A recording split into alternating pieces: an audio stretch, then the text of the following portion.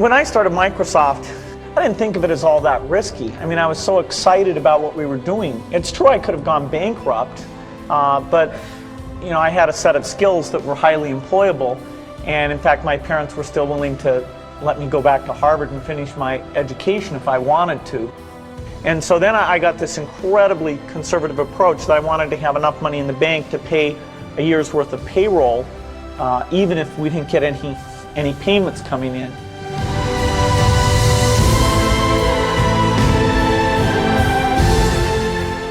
One of my biggest memories of Harvard came in January 1975 when I made a call from Courier House to a company in Albuquerque, New Mexico that had begun making the world's first personal computer.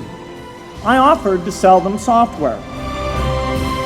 I worried they would realize I was just a student in a dorm and hang up on me. Instead, they said, "We're not quite ready.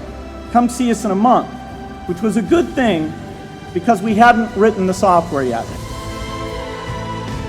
From that moment, I worked day and night on the extra credit project that marked the end of my college education and the beginning of a remarkable journey with Microsoft. If you're going to start a company, it takes so much energy that it better overcome your feeling of risk. I don't think that you necessarily, if you're going to start a company, should do it at the start of your career. I think there's a lot to be said for working for a company, learning how they do things.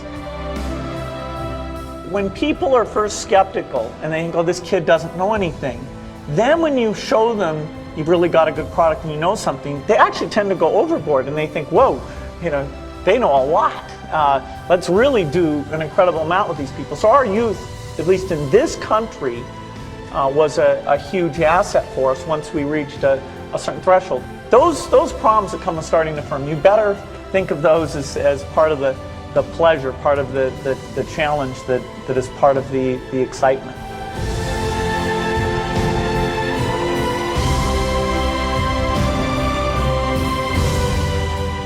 You can't just keep doing the same old thing you were doing before. You have to take your skills and attack the new frontiers.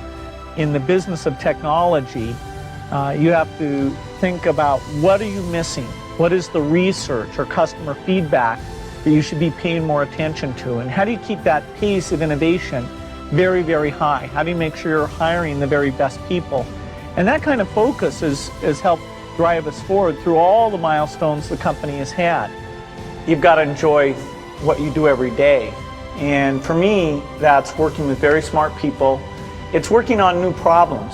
Every time we think, hey, we've had a little bit of success, we're pretty careful not to dwell on it too much because the bar gets raised. People's expectations of the products, we've always got customer feedback telling us the machines are too complicated, they're not natural enough.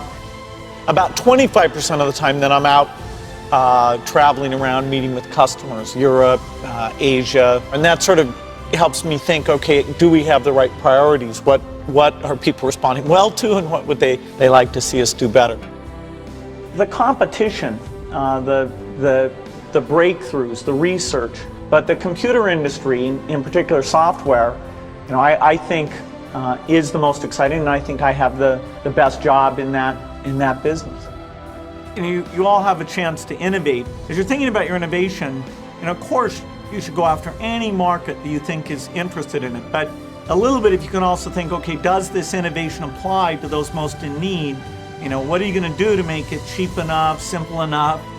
Figure out how to get it so it really, if possible, can extend out to the poorest. I wish I had learned more about that at a young age. And so you have an opportunity to do that.